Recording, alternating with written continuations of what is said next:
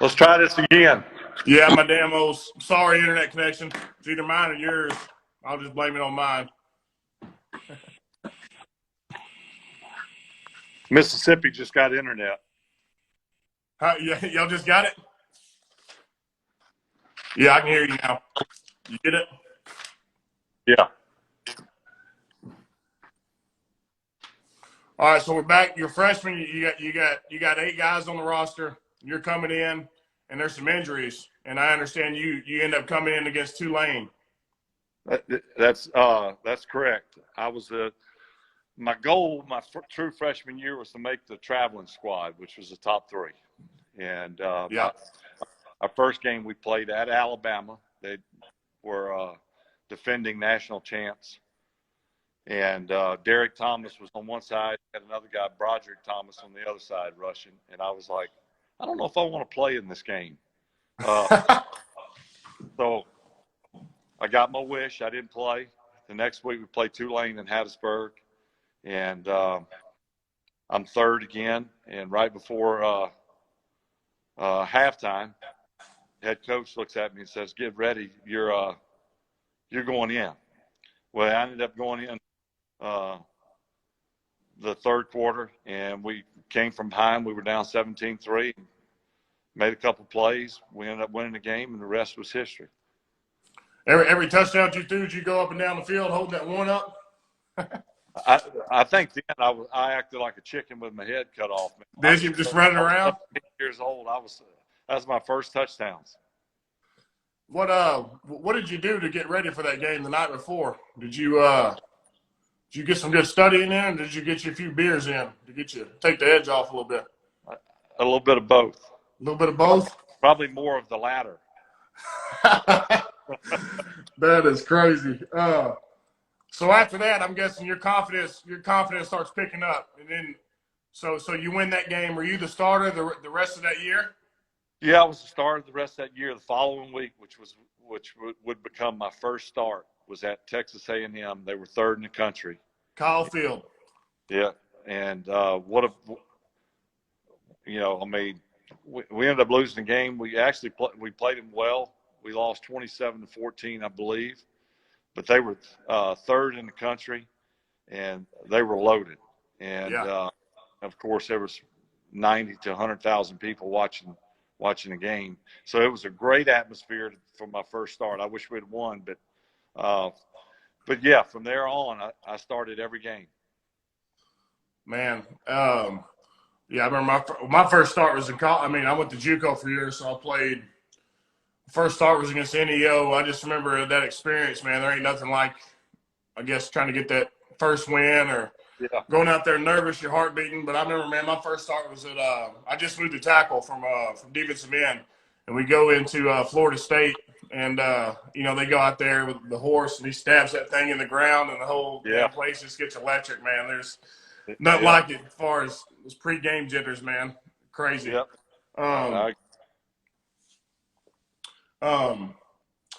So once you got that confidence about going into your junior season, you thought you may have had a legit shot at playing in the league?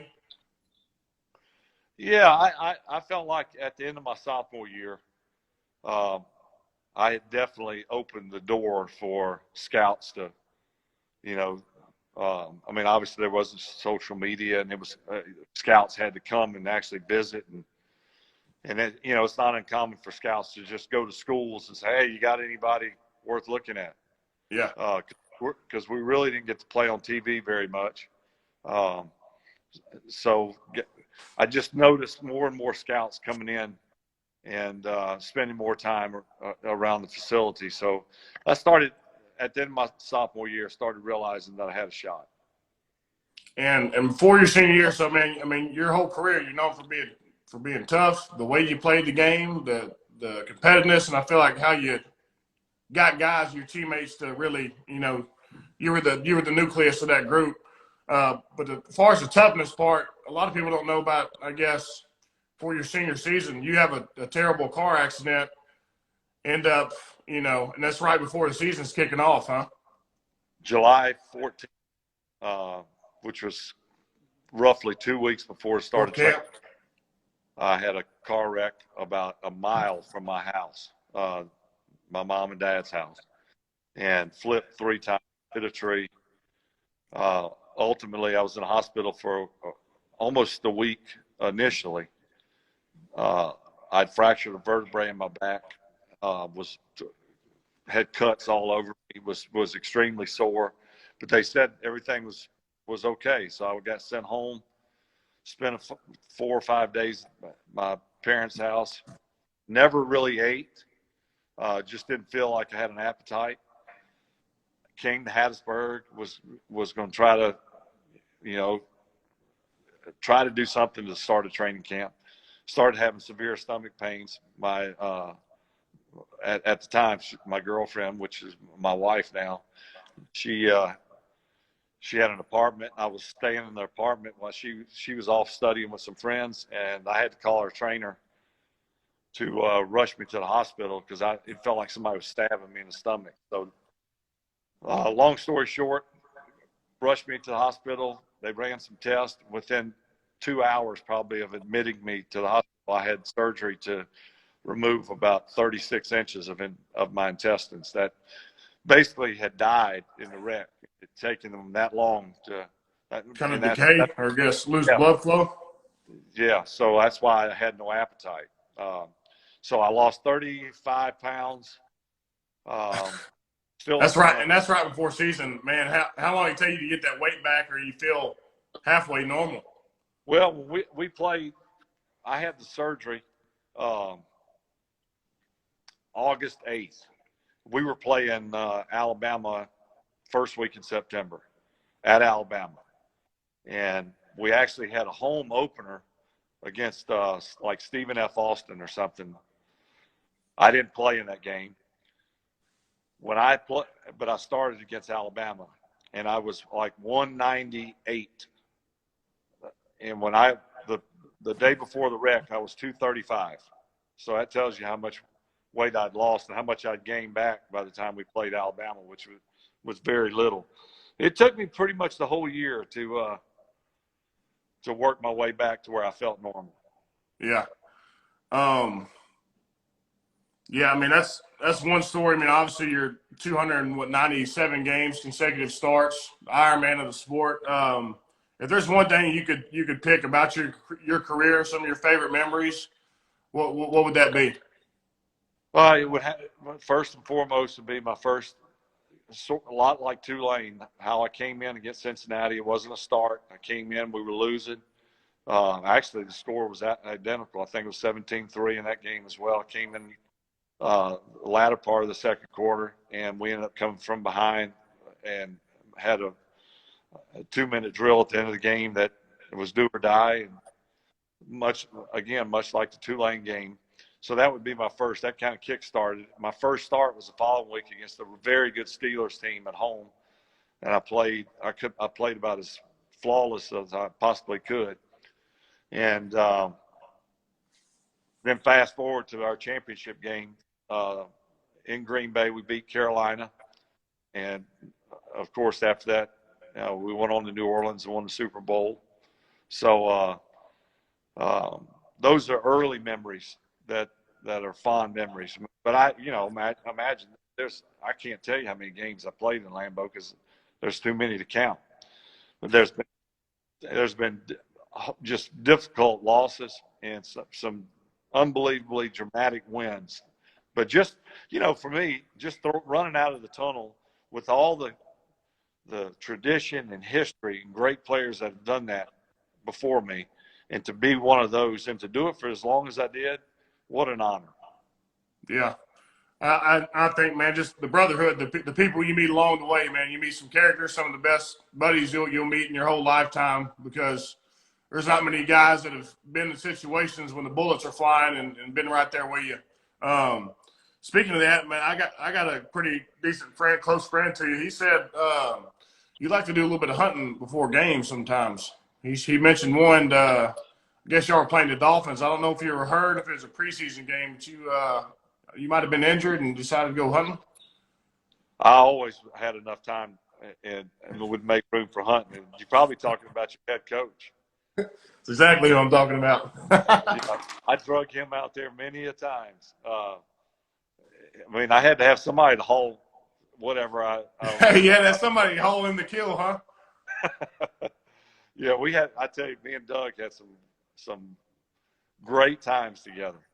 Yeah, I feel like y'all are pretty similar, as far as personalities. Yeah, You grew up Louisiana country boy. How big would that take your mind away from the game? I'm assuming you may have done it some on game days, some a couple days before, but is it just there's nothing better than getting away from kind of reality than hunting and fishing? That's what I yeah, understand what you like to do. yeah. It was a great release. Doug and I, in Green Bay, golf. Usually, you could golf up to about end of October. We would golf as much as we could. Then when hunting season came around, we were off hunting somewhere In the woods. in the woods, and it was a great getaway. Take your mind off the. Doug was perfect for me. We were together probably around 10 years. He was perfect for me because he understood me. He could relay things to the coaches that maybe in a better way than I could relay them to him, and he Yeah. knew how to relay things back to me. So we were a perfect duo. I hated that I didn't get to play with him longer. Yeah, I mean that's how he is as a coach. He's got a great read on players. He's got a knack for it, and really as far as relaying information across in a way where it's doesn't come across as being too hard, but really just kind of like a parent. I would say that's crazy. As far as hunting and fishing, what do you like better? Would you like rather catch? I mean, killing a 180 out there, or would you rather catch a 10 or 11 pound bass? I'd much rather shoot a Shoot 180 one. buck. Yeah, yeah. I'm hooked on whitetail, man. I love it. Yeah. You strictly just shoot. Do you ever do any bow hunting or just I rifle? you know I started bow hunting in Wisconsin because gun season's only 9 days, but you can bow hunt a lot longer. And of course, when the season opens, you're bow hunting, and and it's more of a challenge. I don't bow hunt really in Mississippi. I may go once. It's too hot early in the year. Yeah. Uh, we both, me and my brother and several friends, we go up to Illinois every year and we bow hunt there. But most of the time, we're rifle hunting. Those deer are a little bit different up north than they are down south. Those suckers get Man, big, man. Two total different stories. yeah, they do get big. Um, I understand you've been sacked over 500 times in your career. What is maybe one or two that's really stuck out, or who's kind of talked most of the trash if they ever sacked you? Well, I can see Warren Sapp talking a lot of trash. yeah, I had to play against Warren. He was virtually unblockable, and he was the on top of that, he was the best, you know, trash talker there was. So on top of him kicking your butt, he was telling you about it the whole Telling time. you about it. uh, so he by far takes the cake as the best trash talker. And as far as I never had to block him, obviously, but I ended up with him on top of me because we couldn't block him, and he would tell you, "Y'all can't block me." He'd tell you before the snap. He'd tell you before the snap, let you Oh, know. oh yeah, yeah. He said it's going to be a long day for him. It's going to be a long day, and most of the time he was right. As far as physically gifted teammates you played with, how does Reggie White rack up among those guys? When Doug talks about him, just says he was just a freak of freaks, but a gentle guy. He didn't say a whole lot. He is by far the best player when you lump in everything, every category: leadership, hard work, preparation, physical ability. He had a knack for. He knew when to jump. He knew when they were going to cut him. He knew when they were going to try to anchor down, and that's when he'd hip toss them. But he was just over and beyond any player. No one was on his level. I mean, I saw him take Larry Allen, who was in the Hall of Fame. I saw that when he was at right tackle. Yeah, I Clubbed mean, him. he threw him like a little rag doll. And you don't do that to him. No, but everybody Reggie went against at some point got Reggie called it the club. He would. It's called that hump move. He would go out like he was going to bend the edge, and then as soon as that tackle leaned, he would pop him. Yeah, he was the best player by far I ever played with. How big a guy was he? Was he, what, 6'4"? Was he over 3? Reggie was probably 6'5", 315. He was that big. Yeah, surprisingly, he wasn't a big weight room guy. He worked out, but he was like we all say, country strong. Yeah. I mean, he could probably pick up a 500-pound piece of pulpwood and probably had done Towed it around like it was nothing. But when you put him on a deadlift, he probably pick up half. But he just knew how leverage, positioning himself, when to functional jump. strength. Yeah, man, and was the greatest teammate, man. I loved him, man. He was so funny. Yeah, I felt like he was such a dominator, but he also had that kind of calming presence too. So he's kind of best of both worlds, I guess, as far as being a teammate. Yeah. What as far as your training, man, when you're in the league, I mean, the way the quarterbacks work out now, I mean, they're kind of, a lot of core, a lot of, on top of their stuff. Did y'all even damn have weight rooms back when y'all were playing, or what did you do? We lifted pretty heavy. I was a pretty serious gym rat. I did I think 3 workouts a week, but I would always do weights.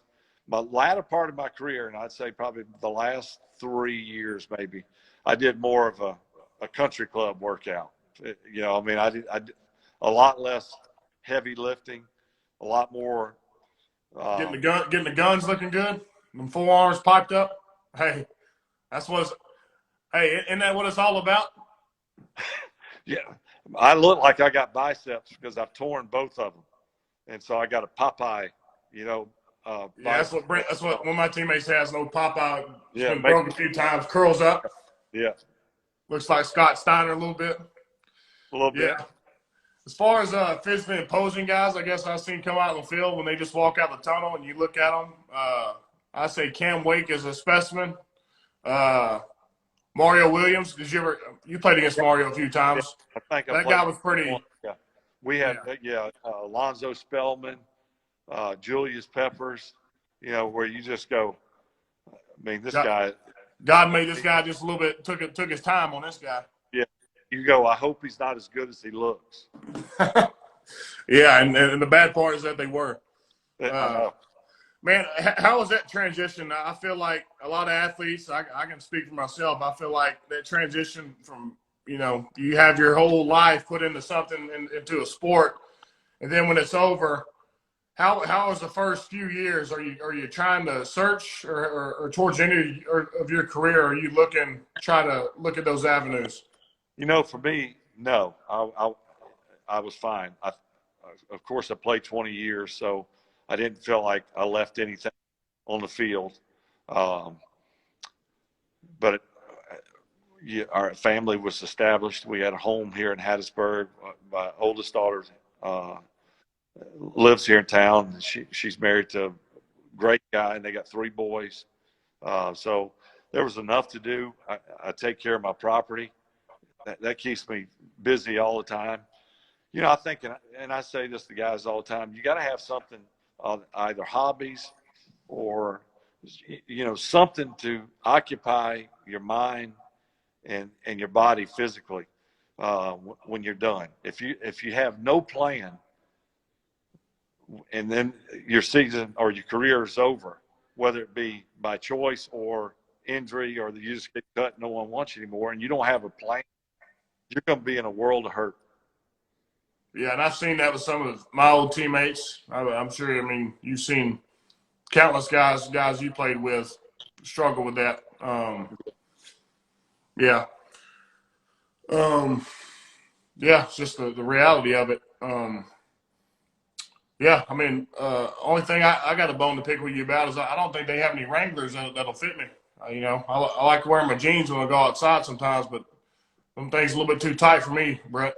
Well, I think that they like them kind of tight up there in Philly. They do. They like. I need some damn flex fits. What I need. Yeah, Yeah. you need to call them, see what they're playing with. They'd have to use too much denim for you. Too much denim. Another thing, my damn ankles and knees have been hurting. I want some Tommy Copper for the rest of this training camp, so I can get through. Not Tommy Copper. That's the other company. You need Copper Fit. Hey, it's the same damn thing. Copper Fit. You just need the cold tub. Just a cold tub. Yeah. Cold tub and sauna. There you go. That's it. Well, hey, I appreciate you taking some time out. I'm glad you got your internet hooked back up. Yeah, man, we're going to finish this training camp out and get back to it. For people that didn't know, you came and spoke to us for the Super Bowl, so you brought us some Super Bowl luck. I remember that. You're a childhood idol of mine growing up. I love the way you play. I love your personality, your demeanor, and the way you played the game. So I'm glad you got your internet hooked up and we had this conversation. Let's do it again. Yes, sir. I appreciate you. Do me one favor. Yeah. Get after their ass. Hey, I will. Hey, next question. I'm getting after some ass soon. There you go. All right. We'll talk soon. Yes, sir. See you. All right.